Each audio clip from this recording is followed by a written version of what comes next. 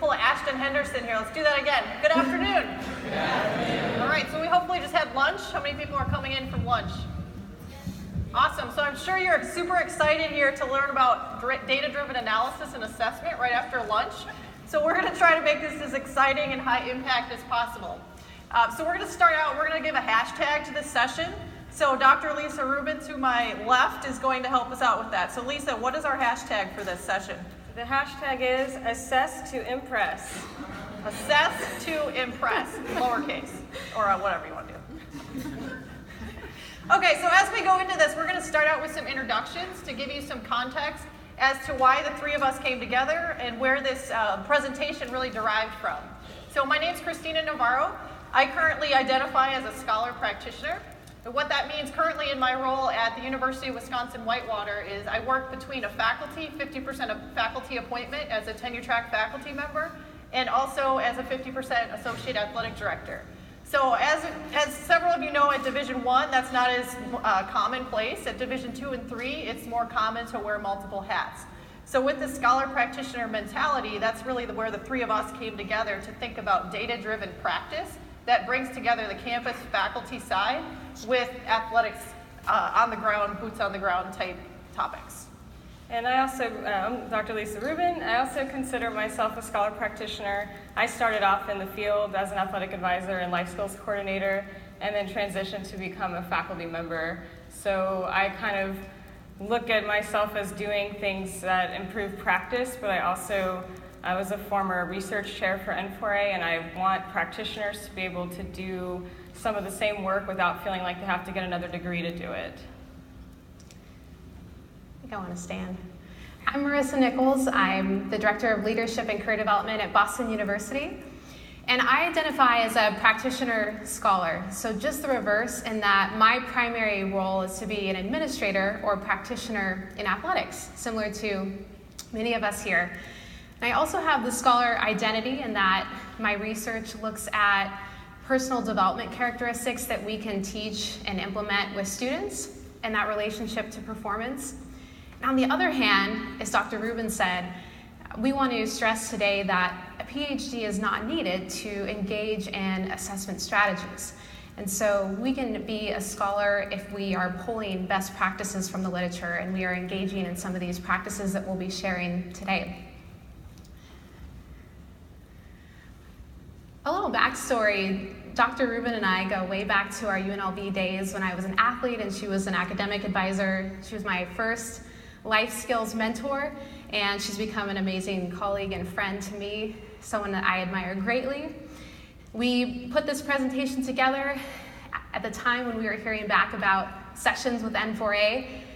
I remember feeling so disappointed. We didn't get a call back. We didn't hear that this was in. And we thought, gosh, isn't everyone as excited about data-driven practices as we are?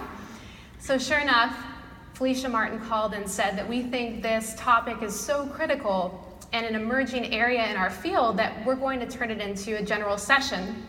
And by the way, all of your colleagues will be there.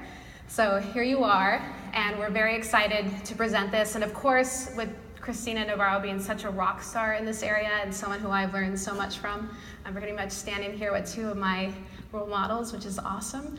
So we put together this team, and where we're headed today is essentially showing you some assessment strategies that you can take back to your campus. That'll be the first part of today's session. And then the second part will be showing you some models that you can use to present your success and your points of growth on your campuses.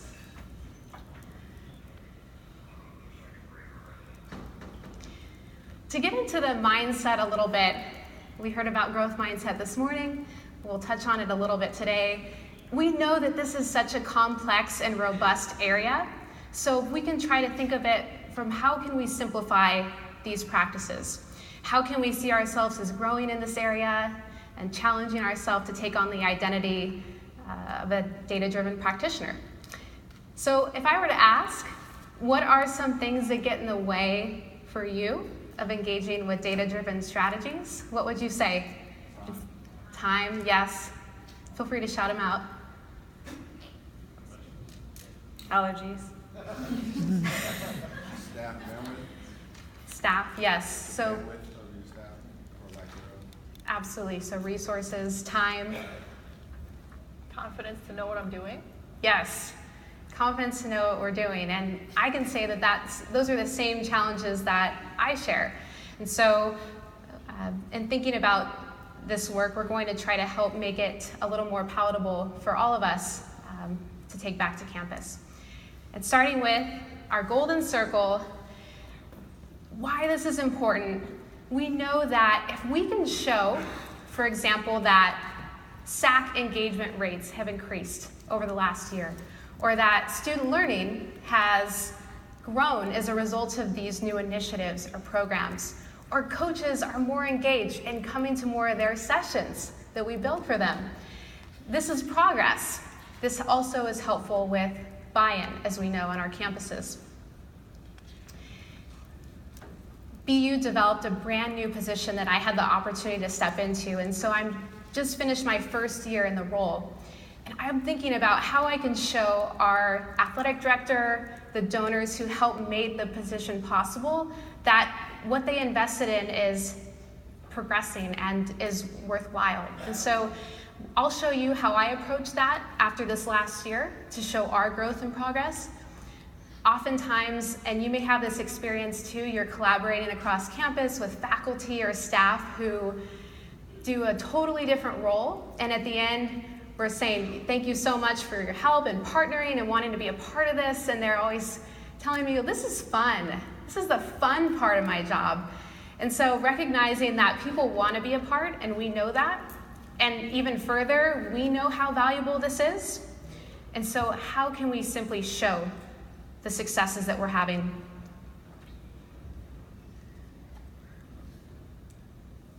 So if we also think about how we can talk about our work in the sense of the emergence of this field. So looking at even our logo behind us, right? Our academic advising piece coming full circle now with student athlete development. How do we fit together and showing that story and telling that story? So having a seat at the table is really one of the important pieces that in my line of work, working at a Division III institution currently, has been what is the value to what you're doing? And when we have funding conversations, how are we going to support what we're doing with data so that can make a compelling story to those that are at the upper levels, the decision makers within your department? The other piece, as I just mentioned to you, grant funding is something that we've all, from a faculty side, really had to engage with to help with budgets that have started at zero and grown. So as Dr. Nichols just said, she had to create her position from scratch and basically identify what the value, perceived value would be to the athletics department as well as campus. And so if you can show that in a way that appeals to both faculty and administrators, scholars and practitioners, you'll be more successful in how you go about doing that. The key word being how, so how do we do that? One of the things you have to think about is what are you trying to measure? What is your end goal with your program? Once you know how you're going to set up the program, what model or theory you're going to use to back it up, then you can figure out the approach to assess it. And that's what we're going to talk about today, kind of an assessment 101. So then the last piece of this as well, the what, right? The outer circle. What are you actually going to do? And I think this is where it can get into scary territory of, okay, I know I need to assess this. I know I need to show a picture, but what do I do? How do I do this? And for us that have gone through research-based classes and PhD, pretty heavily faculty-driven programs, that can be a little bit easier than the person that is coming straight into the profession, maybe out of an undergraduate or master's program. So one of the pieces that we really want to focus on today is you don't need a PhD to do assessment. You can think about this in the sense of how can we engage stakeholders, what stakeholders need to be engaged, and what can we assess? What are the different aspects that we can help tell our story as professionals? We'll talk briefly about differences between quantitative data and qualitative data. So in this word cloud here, number 3, just because there's 3 of us, no other reason than that, we put together some things that we can quantify on our campuses. So that's anything from a personal inventory to a needs assessment, funding that you're able to raise for your department, departmental growth, student athlete knowledge, skill sets, and behaviors that are developing as a result of these programs. And what is qualitative? Well, it's more of that rich description. So if you ask students to fill out a survey and you have open-ended questions, or you have a focus group, or you interview your students, or you have them write a reflection paper on what they might have learned, those are some examples of qualitative pieces where you can really find out maybe the why behind the numbers that you're getting in the quantitative work. So I'm going to stand up for this because I get excited about it. But with the implementation of a quantitative plan, so the numbers part, right? A lot of times I think I'm a qualitative researcher by nature. I think one of my strengths is talking with people and hearing their stories and understanding how we can create influence from that. But honestly, that doesn't always speak to the upper level decision makers. They want to see hard metrics, data, what is the decision-making bottom line. And so with that, setting programmatic learning outcomes. So if you think about this from a scholar practitioner mindset, it's kind of the research funnel, or how you can approach your work from a data-driven mentality. Starting with programmatic outcomes. If you're a part of a leadership academy, employer relations area, someone that's really in charge of a certain sport with the academic oversight, what are your larger programmatic outcomes? And a lot of the time that's driven by your strategic plan or the goal of your director and your administrative staff. So knowing what that is and how you fit within that. Then from there, the learning outcomes. Okay, if we think about a funnel down approach, what is the learning outcome to the specific program that you're presenting? You might think about that as an intervention in the research world. What is the problem or the end goal, and how are we going to get student athletes from A to B? If we think back to even like our fourth grade, for me is fourth grade science fair, what is the intervention that you are going to use to get from A to B? That same thing applies to us as practitioners now. What are the learning outcomes that at the end of this, what's our end game for our student athletes? What do we want them to know and learn? And then from there, a session. So the session idea, what you're going to do with each specific touch point, and then from there, how we're going to think about survey development. So at the University of Wisconsin-Whitewater, I have to look at what our larger mission statement is. So I directly report with our athletics director and also our dean of the College of Education, two kind of different worlds. You can see within our mission statement, the bottom line there, we're striving to become leaders in athletics, academics, and life. So those are our three programmatic larger goals. If we continue on then, next slide. How did I go about this concept of assessment? And just a little bit of a backstory. So when I started, I was hired as a tenure track faculty member. My roles were teaching, research, and service. That was my end game. But what I tried to leverage was this relationship with an athletics department as kind of the lab or laboratory for which I developed research. And the end game there was assessment.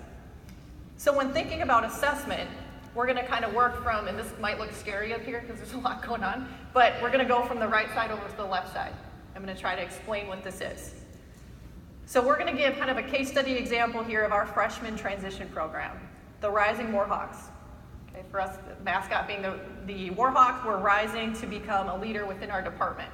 Some of the main programmatic learning outcomes from this, you can see on the left-hand side, student athletes are aware of campus resources to support academic excellence and engagement. And so that kind of merges both the academics and the student-athlete development side. That was the directive, if you will.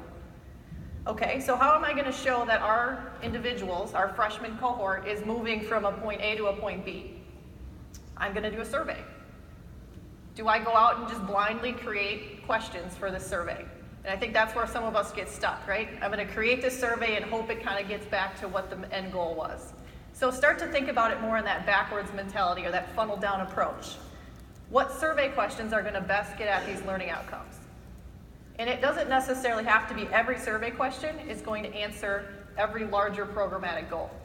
So if you think about, again, funneling this down, what specific question, you can see over here, different questions, questions 6, 8, 9, are getting to specific sessions. From there, there's certain program objectives that relate to those.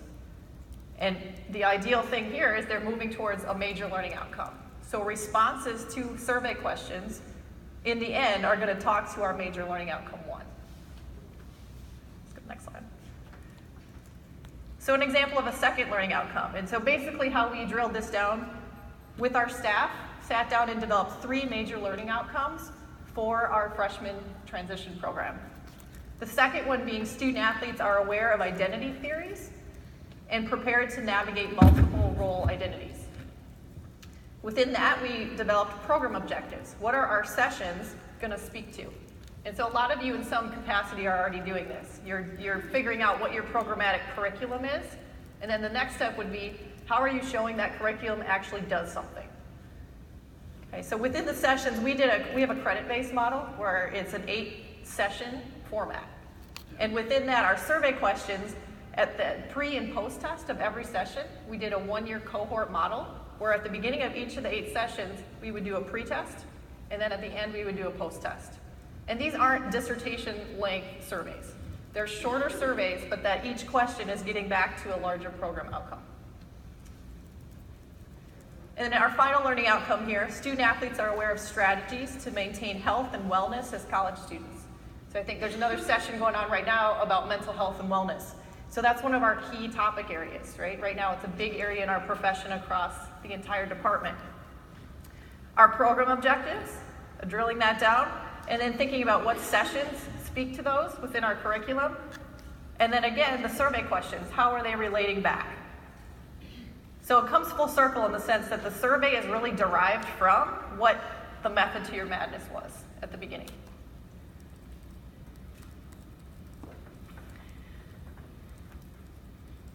That really sets the stage well for the next few areas. And so on one hand, you're thinking, well, how do I determine what our learning outcomes might be? So one strategy that many of us have employed is a needs assessment. And so when I got to BU, in addition to knowing what the athletic director had for his vision, as well as senior staff, of course, in addition to knowing what our alumni base and the donors that helped create the position had in their vision, now I need to know, in addition to the institutional goals and values and the department values, what does our department want to see? What do they need? And so this is just a one-page report that's not meant to be read, but simply a template. And we sent out a survey to the entire department. And this is essentially a summary sharing what we found. Who participated? This included student athletes, support staff, administrators, coaches. And then we ranked what were the needs that emerged from a leadership standpoint and a career standpoint. From a leadership, it was athletic excellence, character development, and then on the other side, career, networking emerged as a large theme. And so in BU's structure, they had had a successful etiquette dinner over many years where the focus was more on dining etiquette. So what we did was we maintained that structure, but now we shift the focus to the need that emerged, which was mentorship. And we invited alumni and had a great session where students learned skills to be able to speak with their alumni and connect with them for opportunities down the road.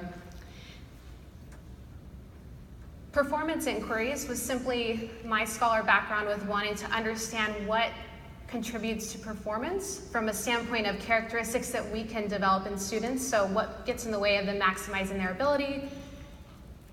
And here was leadership theories. If I were to ask all of our great colleagues in the room, what does leadership mean to you? We would get several different answers. And so from a leadership standpoint, how do our coaches think about leadership? How do our administrators think about leadership? And then how can we use those theories and ideas to construct models within our leadership academy? And then just overall suggestions. What do you like to see more of? What could be different? And then making sure that we show this is how we're meeting some of these needs that arise.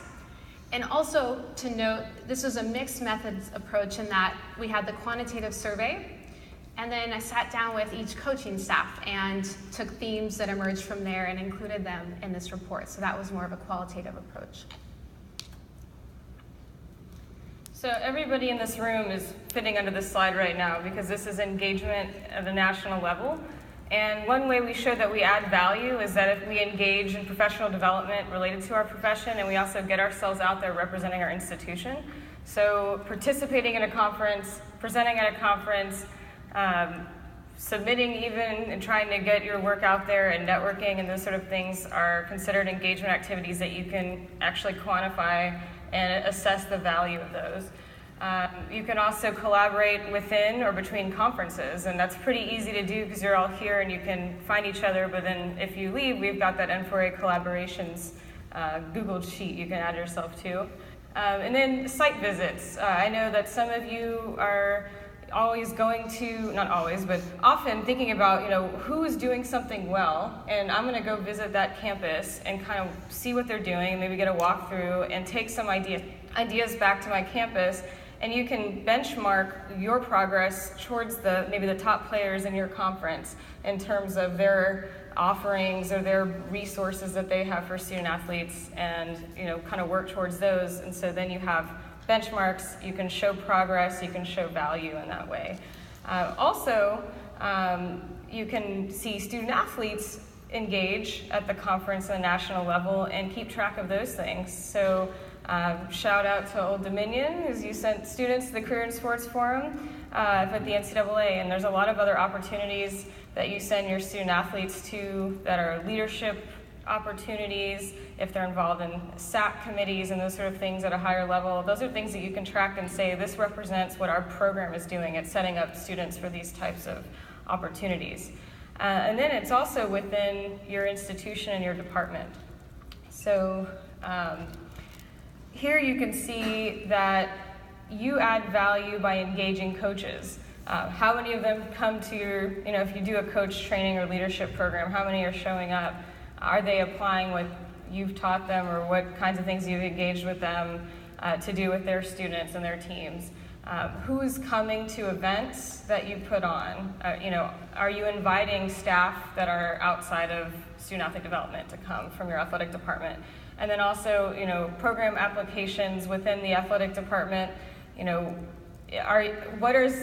There's different ways to measure the success, including attendance, including how people are taking that back to their teams, or how they're using it from your program to the classroom, or maybe they're replicating it on campus or with a sorority or fraternity. And then you have the partnerships. I'm pretty sure everybody in this room has collaborated with a campus partner in some way. Those are really big wins. I know that I recently was visiting the University of Nebraska, which is where I first started my career, and learned how strongly the athletic department values their connection to campus. Not just, okay, we liaise with the Career Center or whatever, but there's so much more to collaboration, whether it's through service activities or learning opportunities, sharing resources, and they're adding value to each other. So Lisa talked a lot about ways that you can start to quantify via tracking and give kind of a by the numbers report to help to demonstrate the value of what you're bringing to the department. The other way that you can think about things is through high impact practices. So living in the world of higher education, we're all working in a system within a campus environment. So the typical goals within higher education is to produce learning outcomes around this idea of high impact practices.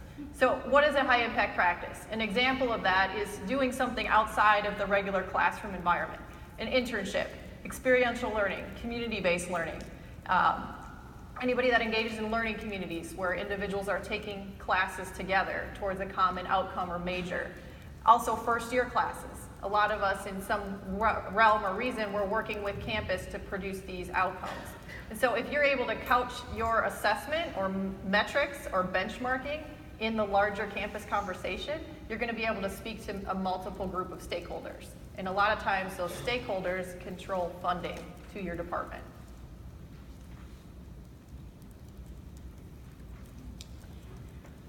Now let's look at student learning and actually trying to quantify what students are taking away from the program in terms of their skill set.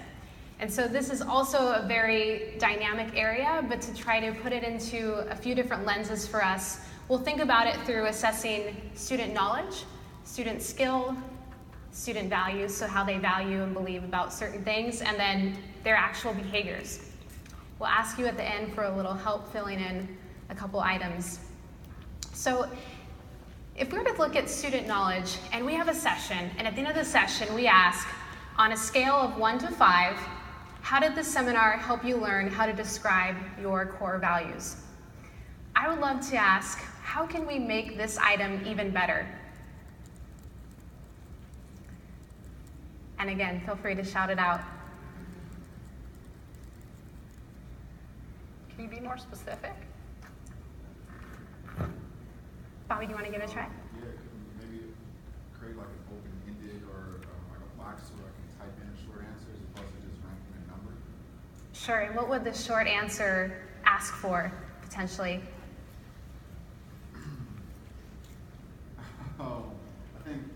I think the question could pretty much even be the same, so we're asking on a scale of 1 to 5, but how has this seminar helped you? And then maybe you can get some answers in that response. I don't think that's what you're looking for, but I think that's a step in the direction a little bit better than this question here. Sure. Lamar? Randall, sorry, I got Lamar. I can understand that he's a popular guy. You could say from 1, it could give a descriptor of what 1 would be on that range, and 5 could have a descriptor. So you have an idea. If I pick 2, it's this adjective, and this is how I'm feeling, how I'm feeling about the session. Okay, so maybe more descriptive adjectives. Sounds like I need to be a little clearer. Jackson? I don't know about else, but I have a hard time describing my core values in numbers. So I think that we can just really take that scale out of it. Sorry, that the visuals there. Yeah, we can ditch the scale. I think we're all getting closer and actually have them tell us what their values are. So after this session, tell us your 3 core values. But even better, tell us how you will use those core values in an athletic context. So we went from a very indirect approach to a more direct approach where they're being more application-based. If we were to look at assessing skill, this can be especially good for demonstrations, group activities. So instead of students telling us what they think their skill set is, we can have an observer, maybe a peer leader, a coach, yourself or a staff member assess after you give an effective communication task. They're practicing with their teammates, and you can have an observer rank how that student was able to successfully execute that new skill that they learned. So you might have a rubric, and this is just one example of what would be on that rubric to tell us how you think that student did in terms of practicing that new skill they just learned. And underneath, you would have what that means to have met expectations. So there'd be a description.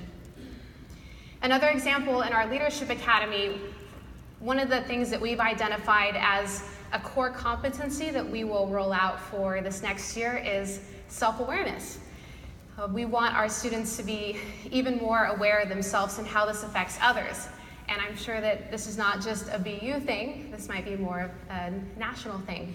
So one of the things we're considering for how do we objectify if students are growing in their self-awareness is at the end of the year, we might have a coach use a rubric to tell us how they think that student has grown in their self-awareness over the course of that year while they were in the Leadership Academy. There are some resources at the end that have rubrics and where you can find these practices from the data that you can use to try to evaluate student skill sets. Values, so this can be especially good for a keynote speaker or an issue-based event. This is where we want to understand how students are valuing something, their attitude or beliefs about a certain area. So for an example, we had a student approach us about wanting a LGBTQ space in our athletic department this year. And so with the help of one of my awesome colleagues, Mindy, we put together a new student group, partnered with Athlete Ally, which is a national chapter, and we launched a series of events, including our first Pride Night at the men's basketball game with about 75 students on our listserv who actively attend sessions and participate after our SAC meetings. And so in retrospect, if I were to thought about, I wonder how their value has changed about maybe being an ally. We have a lot of students in that group who identify as allies. And so maybe before all of those sessions took place, we could have asked, how do you value being an ally? And then we would do a post following those sessions and ask, now how do you value your role as an ally? Another tool might be, back to Bobby's good example, you would use a ranking scale. This is most like me down to least like me in terms of whatever it is you're trying to understand about their attitudes or behaviors. And to round it out, behaviors. And this can be especially good with a group of students that you have across time. So where you have the opportunity to do a pre and post, and then maybe a post again 6 weeks or months down the road. And this is where they'll actually tell us their behaviors they're engaging in. And this comes actually from Dr. Rubin's practice that she'll talk about, but this particular assessment is measuring their behaviors. Did you communicate effectively with coach? Do you praise your teammates? Do you actively listen when coach is giving instructions? They would rate themselves, and in this case, they had observers rate them as far as, are they doing these behaviors or are they not engaging in these behaviors? So to round it out, if I were to ask, are we evaluating knowledge, skill, how students value something, or their behaviors? What would you say for this first one? Serving as a peer mentor is an important part of the leadership cycle.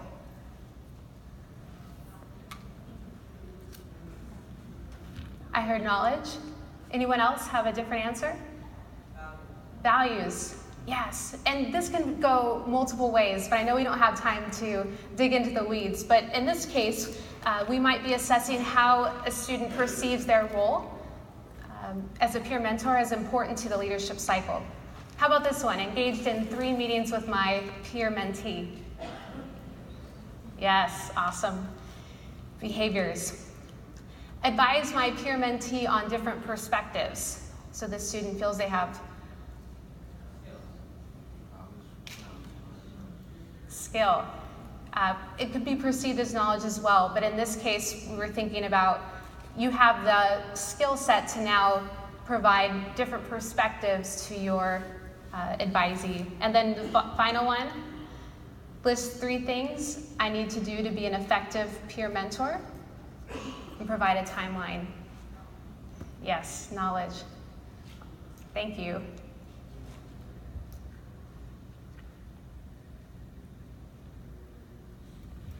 So if we also think about this, okay, so the point of all this, right, being able to assess these 4 areas, the end goal of that is so that we can tell a story, and a comprehensive story, from either a qualitative, more using people's words and language, to a quantitative side, which is using numbers to tell a story. And with that, some examples of ways that other schools have utilized funding resources to kind of help tell the story. So we see up here NCAA Innovate Grant. Dr. Rubin and her colleagues developed a financial literacy education program for student athletes. And by doing that, they were able to receive grant funding. In the middle here, we find that the Patriot League was able to develop an amount of money that could be allocated towards their programs. In order to do that, they needed to tell a comprehensive story of where that money was going to be allocated and how that would influence their program. So again, this is why we do what Marissa just talked about. And then at the end, so starting, I guess, with my budget at the beginning at the University of Wisconsin-Whitewater, there was no budget line item for academic support because at D3, faculty members are doing advising. It's a campus-based support system.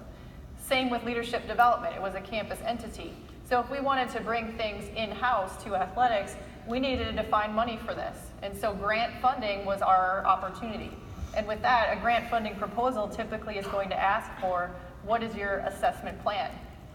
Do we have anybody in the room that applied for the Model Practice program? Yes, a couple.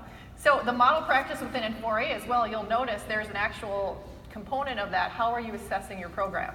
So it's becoming more and more important to show and demonstrate what you're doing to have impact on the department. And then there's departmental growth. So just like you need to justify your budget, you also need to justify your positions. And as Dr. Nichols mentioned, BU created this new position, and she's been showing over the whole year, here's what your needs are, and here's how I add value as a practitioner. And she'll show you some examples of how she shows her success through assessment, and kind of later on in our slides here. And one of the things that we believe that we have some control over is how we plan and execute our sessions. And so how do we come up with a plan that meets the learning outcomes? How do we vet our speakers or facilitators so that they're engaging and dynamic? How are we ensuring that we're setting up an environment that's conducive for success? And so if we set the table for those things, then we might have students rate our sessions as highly effective. Our coaches might give us positive feedback in that way. And so that's another way that we can pull a number or work to quantify a specific area.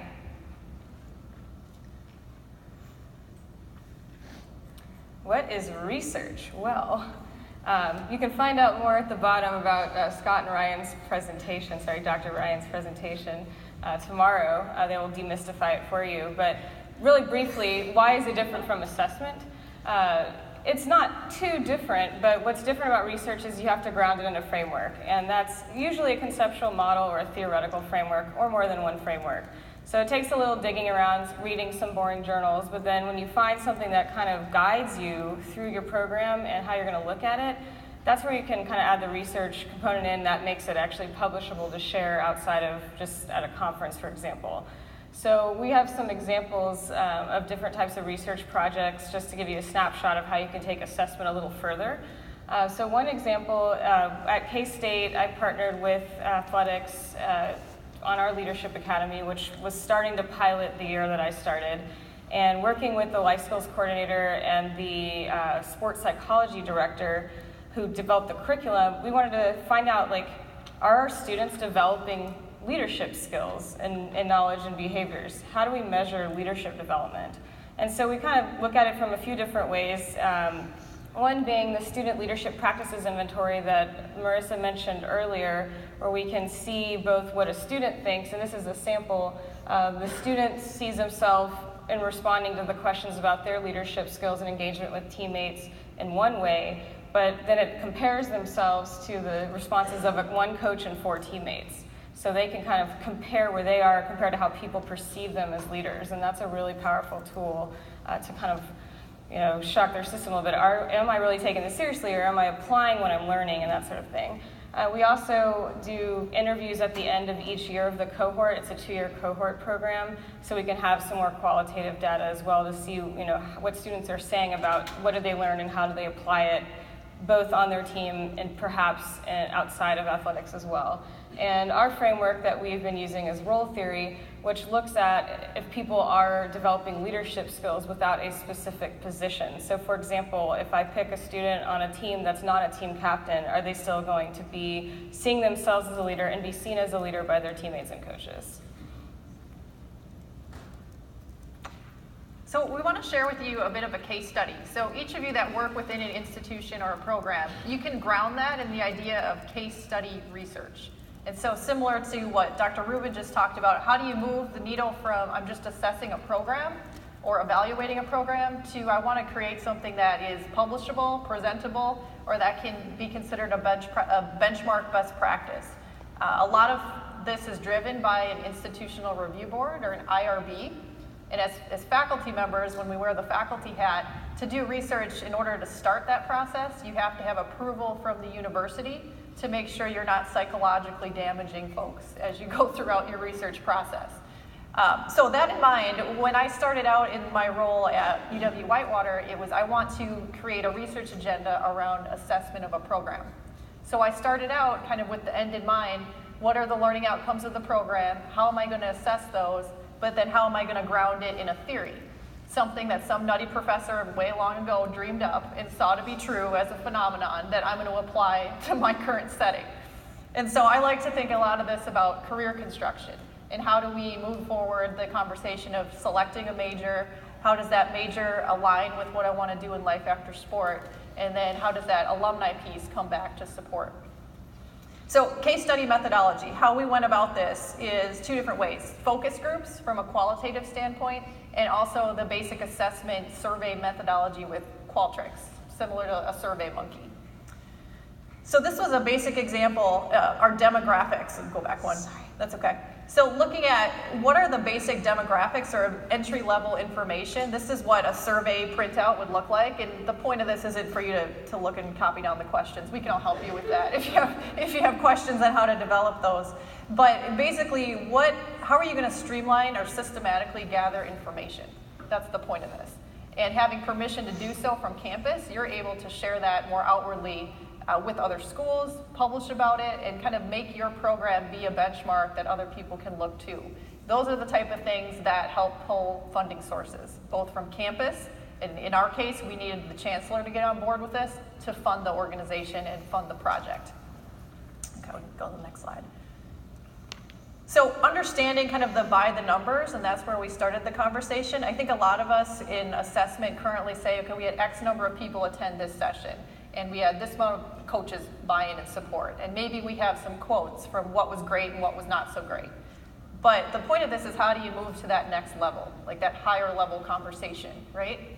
And so for us, it's by the numbers. Okay, this is an example. We have 167 freshmen that participate in our programs, 900 veteran Warhawks, those are our leaders, kind of our SAC members, or overlap with our SAC, and then 60 of those, 2 per team, 20 teams, come in, or I should say 3 per team, sometimes 2. We have 60 student athletes who are working to really be the administrative, legislative body within campus. So this is the people that are bounding our case, if you will. So that's how it's going to relate to the larger campus. So what we needed to show in the problem, the intervention we needed to create, was to solve the problem of our student athletes' GPAs as an average, or cumulative GPA average, is typically above that of the general population student on campus. However, when I came into this role, we were starting to see that shift. Okay, we were receiving quite a bit of notoriety for athletic success, but our academics was shifting. So there was this sliding scale. So the problem that we had campus-wide was we want to still be considered kind of that multi-pillar academic excellence and athletic excellence. So the charge and kind of the leverage point for me as a faculty member was to help show this in a metric-driven way. And so with this is some basic GPA data, but what we were able to show 3 years into the program was what programs are going up, right? With coaches, a line up shows positive impact.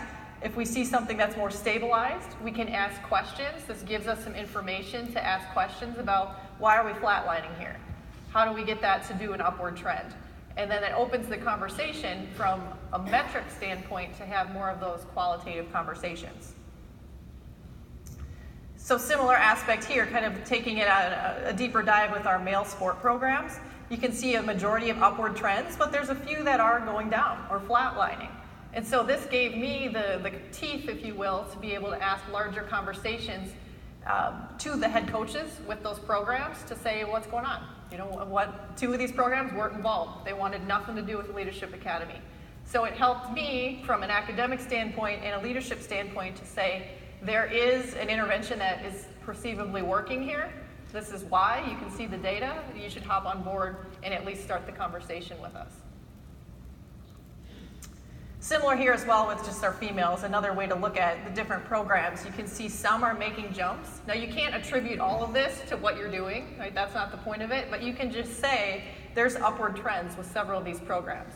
And if there's trends over time, so my 6th year now, I'm able to show kind of trends in what we've been doing. And so if you started your first year on the job, 3 years in, you have data that's cumulative, or what we call longitudinal, that can start to show a bigger picture. To round out the research portion, I'll show an example of the quantitative approach that we used. We developed a 1-credit class in the fall for 50 freshmen. It was an intro to the university plus leadership development, and with the help of my awesome colleagues at BU and Heather here, we facilitated an 8-week course, pass-fail, 1 credit. And we used the mindset framework, which is a valid and reliable instrument from Carol Dweck, and it's valid because it's been tested to show that it's measuring what it intends to measure. And it's reliable in that over time you see consistency with the metric itself. And so we asked specifically about leadership behaviors using her metrics. So how did the students' leadership ability shift across that 1-credit class? And then we compared that to a traditional nighttime orientation series that we had had for many years. And so we wanted to look at the differences between the curriculum effectiveness and what students were gaining between the 1-credit class and those nighttime orientation sessions, which would be the control group in that particular case. And we did find that there was a significant difference in terms of how students perceived their leadership ability. So they had more of a growth mindset about their leadership traits before and after the class as a result of the curriculum that we use. And as Dr. Navarro said, we can't say because of this class this has happened, but during their time in this class, here is one of the shifts that we were able to see. And so from a practitioner standpoint, we can use this to determine how we'll go forward with some of our first-year programming.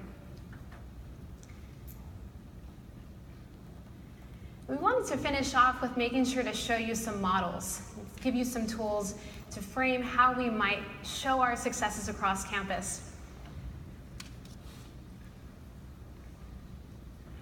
So if we think about this conversation of framing success, and I think that's kind of the how do you do this? How do you frame the work that you're doing? On the academic side, we have things like APR. We have specific measures, progress towards degree, et cetera.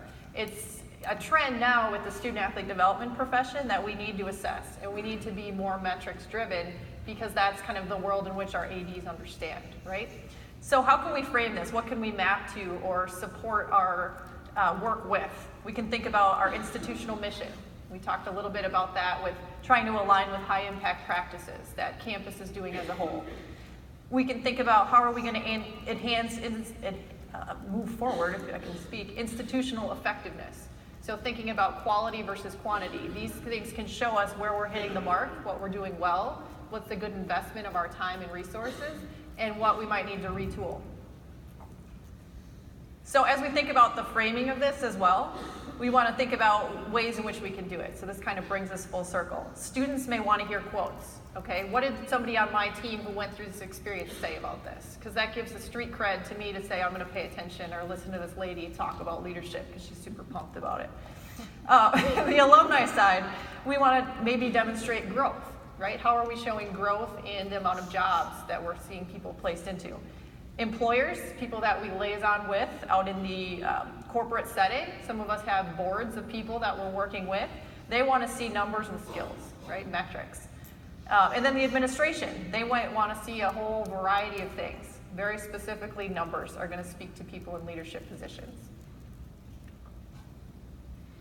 So again, not to be read, but one of the approaches that we took at BU this past year was how can we show what's new and what's been enhanced after this year of programming and initiatives. And we divided it into 4 categories. So our Leadership Academy, our first-year programming, professional development, and national presence. And this is just a 2-page document that will go to our senior staff that I'll present at our senior staff retreat. And to give you an idea, what we're showing here, I'm wanting to demonstrate that we have departmental engagement. I'm showing some scores on how students and coaches rated sessions in terms of effectiveness. And I'm just going to talk through this, and we're going to go at a quick pace as we want to make sure we have a couple minutes for questions. But also showing how we enhanced our curriculum, what was new, what was enhanced, and how do we know that that was effective based on our testing. Also here, just capturing campus engagement. Here are the number of touch points that we had across campus. Here are the partnerships that we created or that we enhanced, maybe formally or informally, depending upon that relationship you have with that campus unit. Also, new initiatives. We responded to the needs assessment, and this is what we developed.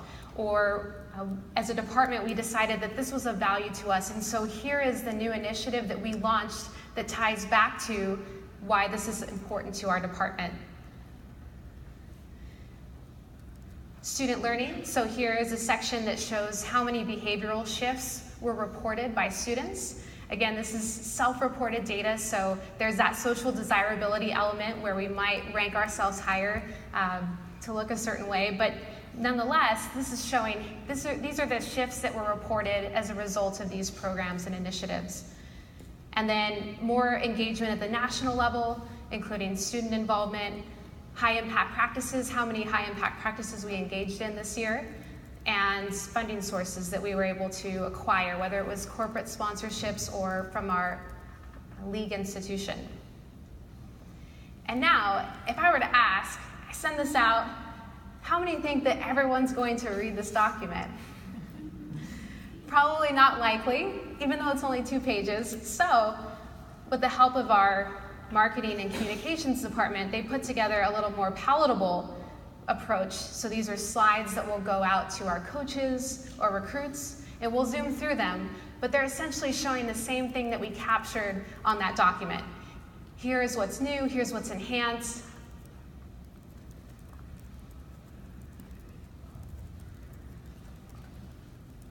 Pictures, of course, as we know, are very helpful.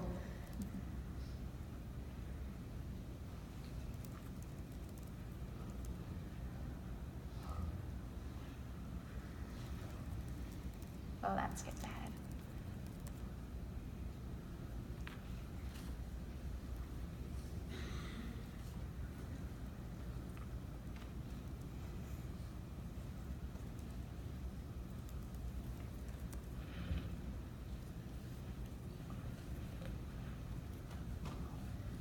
So we hope that that is a more palatable approach that we can share to demonstrate our successes. So hopefully you can see some of the things that we talked about during today's session coming through and emerging in those kind of reports.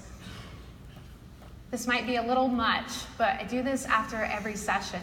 So that way we can easily pull when it's time to present to Board of Trustees or provide material. If you stay on top of it and are able to present just a few findings from each session, you have it already. So again, not to be read, but just a template, touch points.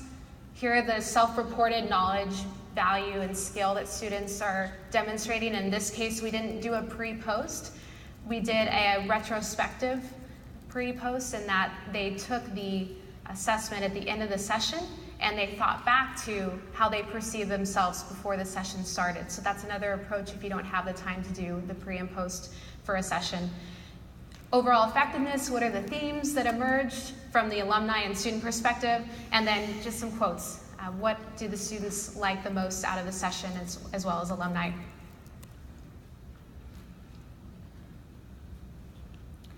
I want to thank Ashley Stone for providing this for the Post-Eligibility Opportunities Program at Nebraska, which is a really unique program and kind of pioneered there where student athletes can come back after they exhaust eligibility and have the opportunity to get an internship, even if they graduated already, or go study abroad, or they can get, a year for tuition to graduate school and medical school in the state of Nebraska. So she did a really nice job here with showing graphically some of these metrics, and you can go ahead and zoom in, Marissa, that there's some campus partners listed here, as well as some impacts. How many people were involved, how many students participated in the program, how much funding was put forward to this program. And then on the next page, you have a little bit of a survey item on the internship experience, as well as quotes, qualitative quotes from some of the participants, so testimonials. So this is a really nice graphic kind of showing a bunch of these tools that we're talking about to show the success of a new program that is going, I think, going to be a model, a leader in the field that we're going to see other schools, hopefully with funding, pick up. And they also, in the annual report for Nebraska Athletics this year, had a lot of graphics about community service and student athlete development, and this one showing at the bottom that 35,000 people were impacted by community outreach by athletes in that year. So I thought that was a really cool graphic as well. This is just a way that we'll start to wrap up here, but we've tried to kind of showcase via pictures, qualitative and quantitative research. These are meant to be examples for you to take and look at, showing again by the numbers, team specific, what your reach is in the community, and then what your campus reach is. Those are just ways you can organize things. Team community service, looking at it as how you can start to quantify and incentivize with coaches and student athletes in the department. The Big Ten worked together to collaborate, and I won't do it justice, but they've done a great job understanding their why and what they want to achieve at their individual institutions. And so we recognize that many schools are doing some awesome work, and these are just a few more examples that we were able to pull. So here we see some of the different initiatives launched from Rutgers University, as well as numbers that they've been able to quantify.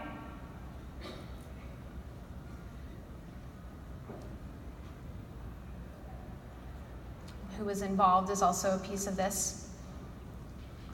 And then from a qualitative side, they also captured the student experience. This is from the University of Illinois. And one on what the department has meant to this student at Michigan State.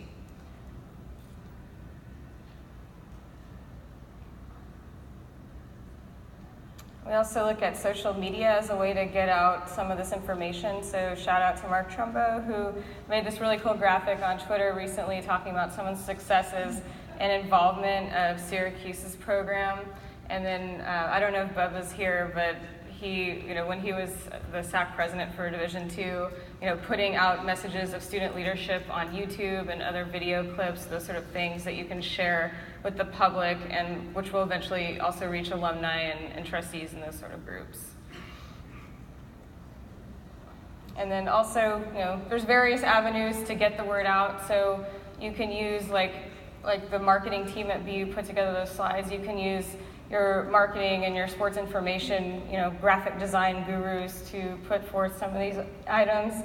And definitely use social media, because that's going to promote your program, and then eventually that engagement impact will, get enhanced as well. Of course, grants, and then all the other things we talked about as well today.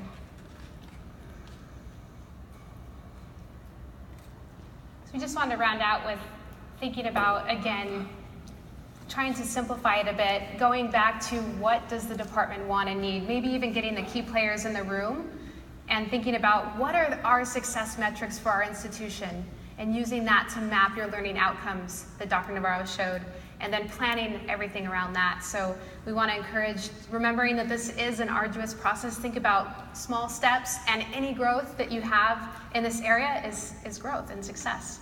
And anyone is capable of doing this.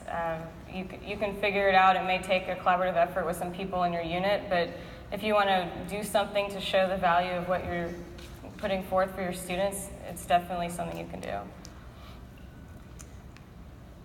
Feel free to continue to reach out to either the three of us or other people. I always say look to see who your faculty athletics rep is, because by nature of what their job is as a faculty member, they usually have to do some form of research. So it can be kind of a win-win in that situation if they're willing to engage with you in a research process or connect you with a faculty member who can help with that. And remember, #AssessToImpress. And this Prezi link is on the app. It's probably massive for your phone, so then share it to your email and look at it later. In the spirit of evaluation, we have a post survey. If you'd be willing to share your feedback with us on how we can grow and your thoughts, we would love that.